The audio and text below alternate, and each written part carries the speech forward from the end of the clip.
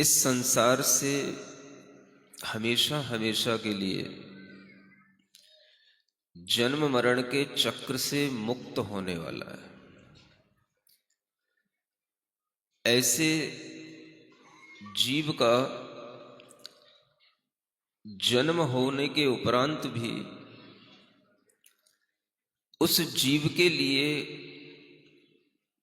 जन्म कितना महत्वपूर्ण है ये नहीं कहा जा सकता, लेकिन अन्य जो लोग हैं जो उस जीव के जन्म को देखते हैं, जो उस जीव के जन्म का यह एक बहुत बड़ा उत्सव अपने सामने महसूस करते हैं, उनके लिए यह जन्म महोत्सव बहुत बड़े रूप में जन्म कल्याणक के रूप में सामने आता है। सामान्य व्यक्तियों का जन्म होता है और जन्म का उत्सव मनाया जाता है, किंतु जिनका जन्म होने के बाद में फिर दोबारा जन्म न हो, उनका जन्म कल्याणक कहा जाता है। इसलिए तीर्थंकरों के जन्म कल्याणक का अपना विशेष महत्व है। जब जन्म की बात आती है तो हर किसी के लिए यह समझ में आता है कि भाई जन्म तो हर जीव सामान्यतः लेता ही रहता है। जन्म लेने के उपरांत जीव का किस तरह से आगे विकास होगा, उस विकास से उस जीव के पुण्य और पाप कर्मों को देखा जाता है। किंतु कुछ जीव ऐसे होते हैं जो जन्म से और जन्म से पहले से ही इस तरह का पुण्य अपने साथ में लेकर के आते हैं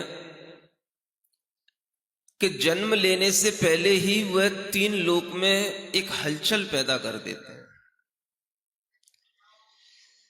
पूरे लोक के अंदर हलचल पैदा हो जाना। हलचल समझते हो आप? डमरू बज जाना। डमरू बजा है कभी आप लोग? जब कभी गलियों में, मोहल्लों में कोई डमरू बजाने वाला आता है तो उस समय पर पूरी मोहल्ले में हलचल मच जाती थी कि कोई आया है कुछ दिखाने के लिए, कुछ बताने के लिए। लोग घर से निकल करके आ जाते थे। इसी तरह से बालक का गर्भ में आना होता है, बालक का उस माता पिता के लिए सौभाग्य को प्राप्त कराना होता है, उससे पूर्व में ही अपने आप ये डमरू बजने लग जाता है। और जानते हो डमरू कौन बजाता है? इस दुनिया का सबसे बड़ा जो शक्तिशाली देव होता है, सौधर्म इंद्र, वो डमरू बजाता है। पूरी दुनिया को हिला देता है। इसलिए कहा गया है कि तीर्थंकरों का जो जन्म होता है या उनका कोई भी कल्याणक होता है, वह लोक में क्षोभ उत्पन्न करने वाला होता है। आचार्यों की भाषा में आपको बोले तो इसे आचार्यों ने लिखा, भगवान का जन्म होने से लोक में क्षोभ उत्पन्न हो जाता है। क्षोभ, आप लोग क्षोभ शब्द को थोड़ा सा नेगेटिव रूप में लेते हो। भाई कोई काम अच्छा चल रहा था और बीच में कुछ खलबली मच गई तो वो क्षोभ हो गया, आप उसको ऐसा समझते हो। ये आपके लिए आज के सेंस में क्षोभ शब्द इस तरह से हो सकता है, लेकिन प्राचीन इतिहास की दृष्टि से देखते हैं तो क्षोभ का मतलब होता है जैसे डमरू बजाने वाला जब मोहल्ले में आ जाता था तो सबके अंदर एक क्षोभ उत्पन्न हो जाता था, भाई क्या करना है, चलो देखने चलना है, घर से बाहर चलो, क्या करना है, आवाज आ रही है डमरू बजाने वाले की, जो वो दिखाएगा देखने चलना है। हर बच्चा हर बड़ा घर से बाहर निकलने को आ जाता है। डमरू बजाना माने क्षोभ पैदा कर देना। क्षोभ का मतलब होता है कि व्यक्ति जो अपने काम में लगा हुआ हो वो अपने काम से हट जाए और क्षुब्ध हो जाए और हम जो बताना चाह रहे हैं वो उसको देखने लग जाए, इसका नाम क्षोभ कहलाता है। सुनते हो कि नहीं? तीर्थंकर बालक का जब जन्म होता है तो 3 लोक में क्षोभ पैदा हो जाता है, यानी 3 लोक क्षुब्ध हो जाता है। किसी के लिए कोई भी काम जरूरी नहीं रहता है। क्या जरूरी काम है? सबसे जरूरी काम है, आज तीर्थंकर बालक का जन्म होने के उपरांत सबसे पहले सौधर्म इंद्र के माध्यम से बालक का अभिषेक सुमेरु पर्वत पर पांडुक शिला पर किया जाना है। पहले वह देखने चलना है, बाकी के सब काम बाद में। इसका नाम क्या है? क्षोभ पैदा कर दिया लोगों में। अब और कुछ देखने की इच्छा नहीं होगी। क्या देखना है? बोलो तो, देखना भी है कि नहीं? इसी को कहते हैं लोक में क्षोभ पैदा कर देना। और ये काम करने में तीर्थंकर स्वयं बहुत कुशल होते हैं। जैसे ही उनका जन्म होता है, पूरा मध्यलोक तो ठीक ही है, जम्बूद्वीप तो ठीक ही है, ऊपर का जो देवलोक है, इस देवलोक सबसे ज्यादा क्षुब्ध होता है। देव की आज्ञा में सारा देवलोक आकाश में इस तरह से छा जाता है कि यही समझ नहीं आता लोगों को कि धरती पर महोत्सव हो रहा है कि आकाश में महोत्सव हो रहा है। और आप जैसे बच्चे तो यही देखने निकल पड़ते हैं कि भाई देखो आ गया आ गया, ऊपर ऊपर कुछ दिख रहा है। क्या दिख रहा है? एक छोटी सी प्लेन ऊपर से निकल जाती है तो बच्चे देखने निकल पड़ते हैं। अब इतने बड़े देवों का समूह आएगा, सब देखने निकल पड़ते हैं। यह अपने आप में एक ऐसा महोत्सव बन जाता है कि इस महोत्सव के लिए और कुछ प्लानिंग करने की जरूरत नहीं पड़ती। अपने आप वह देवों के माध्यम से बालक की इस तरह से पूजा सत्कार की क्रिया की जाती है कि वह बालक कितना महान होगा जो आज ही जन्म लिया है। आप लोग सुन रहे हो कि सो रहे हो?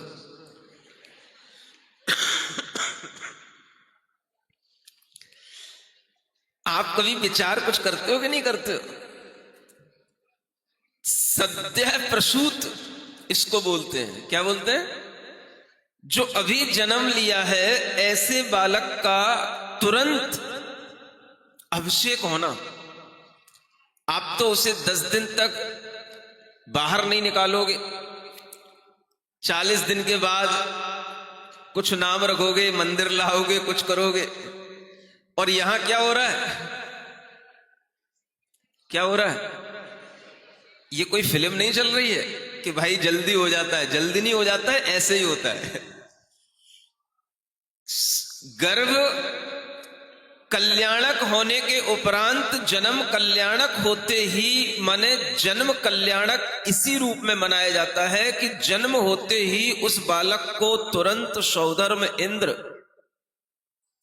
सखी के साथ गोदी में बिठा करके हाथी पर लेकर के कहां चल देता है? सुमेरु पर्वत की ओर चल देता है। सुमेरु पर्वत कहां पर है? कुछ पता है? देख लो अपने अपने मोबाइलों में, नेट में कहीं मिलता है सुमेरु पर्वत है कहीं कि नहीं है? सुमेरु पर्वत इस जम्बू द्वीप के बीचों बीच में, और दुनिया का सबसे बड़ा अगर पर्वत है तो उसे सुमेरु पर्वत कहते हैं। समझ में आ रहा है? आजकल के बच्चों से मैं कभी पूछ बैठता हूं, बेटा बताओ सबसे बड़ा माउंट कौन सा है, तो कहते हैं एवरेस्ट। अब इन बच्चों को थोड़ा सिखाओ सबसे बड़ा माउंटेन कौन सा है, बोलो तो। जब तुम सीखोगे तब तो बच्चे सीखेंगे। दुनिया का सबसे बड़ा ऊंचा पर्वत जिसकी ऊंचाई 1,00,000 योजन की होती है, सूर्य तारों से भी ऊपर जिसकी हाइट जाती है, और जिस पांडुक शिला पर वह विराजमान किए जाते हैं वहां से एक बाल मात्र का अंतर रह जाता है और सौधर्म स्वर्ग का विमान शुरू हो जाता है। इतनी ऊंचाई पर उस बालक को ले जाना और वहां पर पहुंचने के बाद में उसका उत्सव मनाना, सारे देव लोग लाइन लगा करके क्षीर सागर तक खड़े रहते हैं और सौभाग्य मिलते हैं बस वहां बैठे हुए 4 इंद्रों के। किनके? सौधर्म, ऐसान, सानत कुमार और माहेंद्र। समझ आ रहा है? अब ये एक मुख्य पात्र का आयोजन और होना है मनुष्यों की अपेक्षा से, वो आप समझ लेना। लेकिन यह सौभाग्य केवल वहां पर 4 ही इंद्रों को मिलता है, बाकी तो सब दर्शक होते हैं। और क्या करते हैं? क्षीर सागर से कलसा भर के लाते हैं, बस तू ऊपर पहुंचा दे, तू ऊपर ऊपर ऊपर ऊपर, ऐसे करके वो नसेनी जैसी लग जाती है और वो ऊपर ऊपर कल से पहुंचते चले जाते हैं।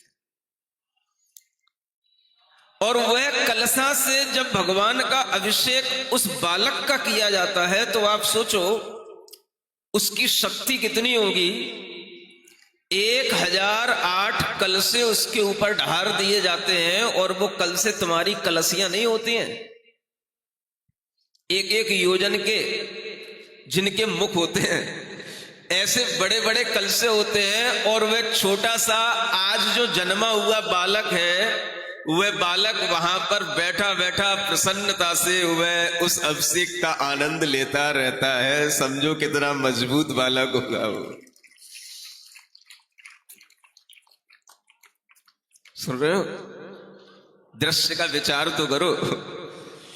केवल आपके दिमाग में इस ज्ञान के साथ में जो कुछ भी विजुलाइज होता चला जाएगा वो आपके लिए स्मृति बनता चला जाएगा, और यही स्मृति आपके चित्त को पवित्र करती चली जाएगी। उस बालक का संगनन शक्ति, उसका रूप, उसके लक्षण सब कुछ अद्भुत होते हैं। आपके घर में आपका बालक उत्पन्न होता है, कैसा भी हो आपको बहुत अच्छा लगता है, वो आपको अच्छा लगता है।